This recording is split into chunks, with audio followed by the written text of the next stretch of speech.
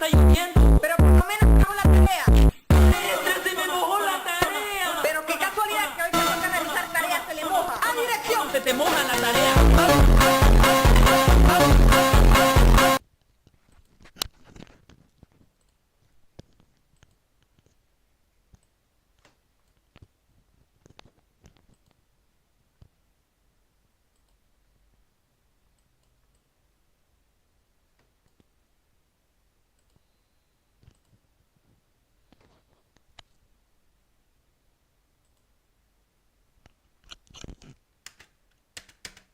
And a camera at the very bottom, as you can see right here. And what we're going to do is make sure you click on the third one, which is the viewport to me. The next thing we're going to want to do is to import any accessory. Go to the top, wave file, how you want to export. This makes sure the hair, once you have all now fully in itself, and we can also move the wings a little bit, all raise it up on an empty to the, it will highlight the entire rig. Go up to object mode, click on it, and go down to pose mode.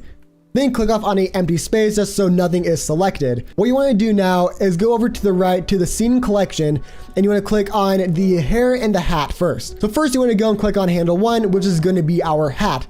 Then we're going to hold control and click on handle 3, which is going to be our hair. Then if we zoom in, as you can see, we have this very specific neck piece. Then we want to go and hold shift and click on that neck piece. As you can see, it is highlighted. Now if you don't, you hit bone. We'll go to the rotate tool, we'll be at neck joint. The next thing we're going to want to go and do is to attach these wings to the chest piece of our Roblox rig. To do that, make sure you go click off on an empty part in the scene selection so that nothing is selected at all. You then want to go and click on whatever item is called the wings. In this case, it's going to be handle 2. We then want to go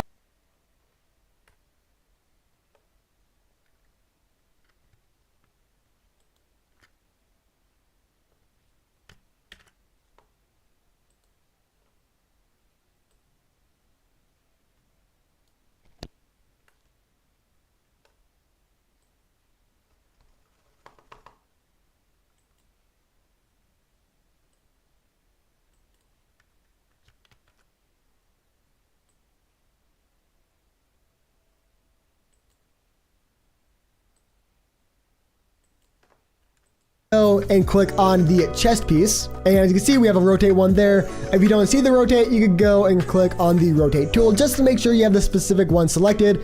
Go and hit Control P and click bone. This makes it so that if we go and move our body, the wings will be attached to the chest piece. Now from there, everything should be fully attached to our Roblox avatar. If you have something selected, make sure to click off on a random scene selection here.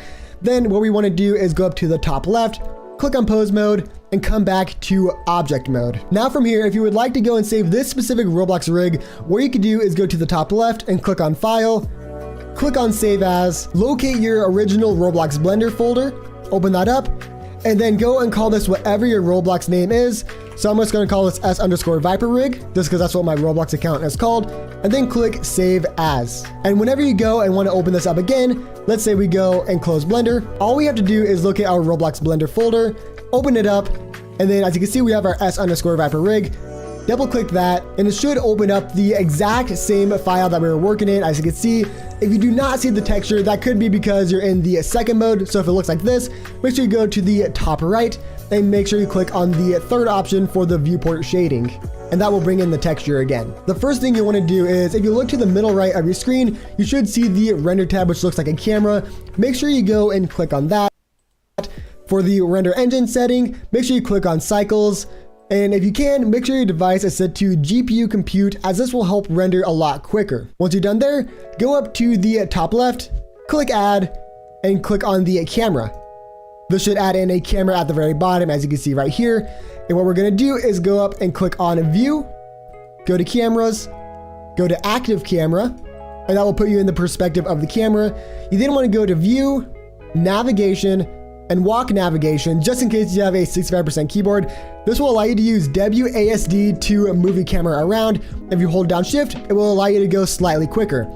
What you want to do now is pose it right in front of your Roblox avatar. Then we're going to go to the right again to the output setting, and I'm going to be changing the resolution to 2000 by 2000. Of course, if your PC is a bit slow at rendering, you could do 1000 by 1000, but if your PC is fairly good, 2000 by 2000 will give you the best quality depending on how fast it takes you to render it. Now, as you can see, our wings are slightly out of it, so what we're going to do is go back to view, navigation, walk navigation, and move out just so that everything is fully in view. Mouse, random circles are, and we're gonna call lighting. If you're having a problem, meantime, turn it up. You could go increase into the side of it. Long can the S's, and you can actually. This is we're gonna be a light bulb part that says and to be, as you can see, it's and change the color. So if you want something that's more like a sunset, so it gives you some stuff going to be light icon. Look, ender. Open it back, guys. All this really nice. Go to the. It's gonna run a lot. And make sure you're in pose mode. From here, you could go and deselect everything and click on just one of these areas. And if you have the rotate part selected, you're able to rotate that arm as you see fit to create a very specific